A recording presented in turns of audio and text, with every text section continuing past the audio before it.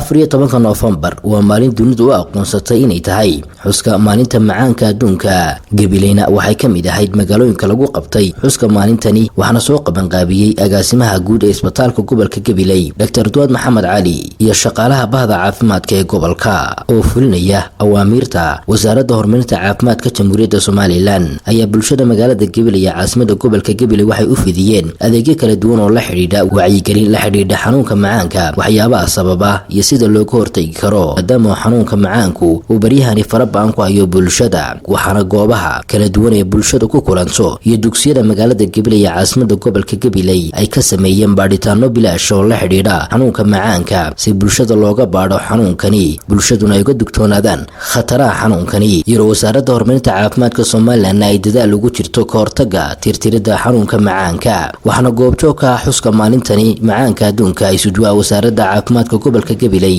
agaasimaha isbitaalka gobolka madaxa maamulka iyo lacagta isbitaalka guud ee gobolka Gabiley iyo baahweynta shaqaalaha isbitaalka gobolka ugu horeyn waxaa halkaasi ka hadlay Dr. Duad Maxamed Cali oo ku dheeraaday xanuunkani iyo khatarihiisa. waana maalin aad u muhiima waayo macaanku wuxuu ka mid yahay xanuunada aadka ugu soo kordhay wadanka gudihiisa gaar ahaan waliba gobolka Gabiley. macaanku waa xanuuno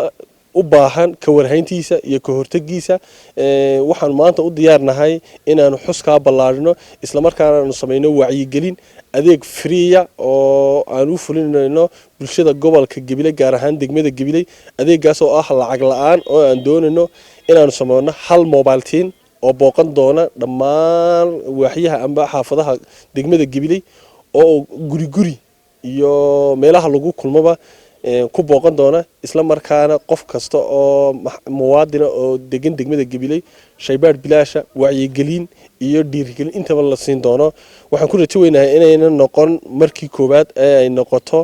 dardargelin. waxaan aad iyo aad uga mahad celinayaa wasiirka wasaaradda horumarinta caafimaadka agaasimaha guud ee wasaaradda horumarinta caafimaadka wasiir ku-xigeenka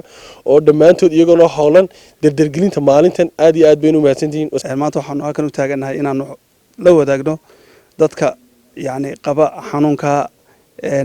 معانكا حنونكا سي او يعني حنون ان ليس قاسينين لكن هادنا dadkeena يعني ku soo badanay bariyahan dambe soo badan aawad muhiimada xuskani waxay ka dhigantahay yani in dadkii laga wacyi geliyo loona sheego inuu xanuunkaasi uu farabaan ku hayo marka bulshadeena bariga hore dadkeenu waxay ku yaqaaneen yani macaanku dadka weyn ee wax haysta ku dhaco laakiin bariyahan dambe ciyaalkii yaryar ayuu ku soo badanaya soo nimka isbitaalka qaybta bukaan socodka ku aragno ciyaal yar aad u fara badan ayuu ku soo badanaya markaas uu agaasimuhu balan qaaday insha Allah waxaan rajaynaynaa inaanu mobile teamkaas wacyigelin iyo yani screen ama in yani dadka baadhid guud loo sameeyo si looga hortago yani aafooyinka dambe uu keenay yani xanuunkaasi. sidoo kale waxaa halkaasi ka hadlay isuduwaha wasaaradda caafimaadka gobolka Gabiley Maxamed Askar oo sheegay ka wasaarad ahaan dadaalka ay ku jiraan la dagaalanka xanuunka macaanka. maanta halkan waxaanu ku xusanaa maalinta macaanka loo asteeyay oo Soomaaliland looga asteeyay oo wasaaradda caafimaadku maalinta u asteysay marka dadka waxaanu maadaama cudurkan macaanku inagu soo badanayo Soomaali ahaan gaar ahaan Soomaaliland waxaan dadku wacyi gelinaa dhamaanba inay iska baaraan cudurka macaanka waayo cudurku si laguma dareemaan dadku inta badan qofku isagoo dareensan inuu muddo badan hayay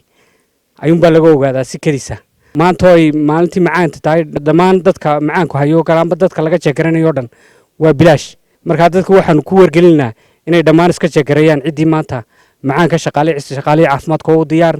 iyagoo inay ka jeegareeyaan marka maanta hawshaasaan ku wargelinaa dhamaan bulshada gobolka Gabiley ee amba gaar ahaan magaalada Gabiley inay iska jeegareeyaan. gabagabadii waxaa halkaasi ka hadlay maamulaha dugsiga sare Qalax iyo mid ka mid ah dadka loo fuliyay shaybaadhadani bilaashka ee la xiriira macaanka oo mahadnaqay wasaaradda caafimaadka Soomaaliland. waxaa halkan nagu soo booqday team ka socda wasaaradda horumarinta caafimaadka teamkaas oo u socday inay ogaadaan ama xog ay ka sameeyaan baadhis caafimaad oo loogu talagalay diabetic ama xanuunkan macaanka iyaga oo saambal ahaan u qaatay 150 qof u qaatay oo isugu jira macallimiin iyo arday. waxaan halkan uga mahad celinaa wasaaradda caafimaadka horumarinta caafimaadka hawsha dadaalka inta leeg ay wado ay ku ogaanayso muwaadiniintooda iyadoo hubinaysa xaaladda caafimaad ee ay ku sugan yihiin. waxa weeye xuska maalinta adduunyada la xusayo cudurka loo yaqaan macaanka sida daraadeed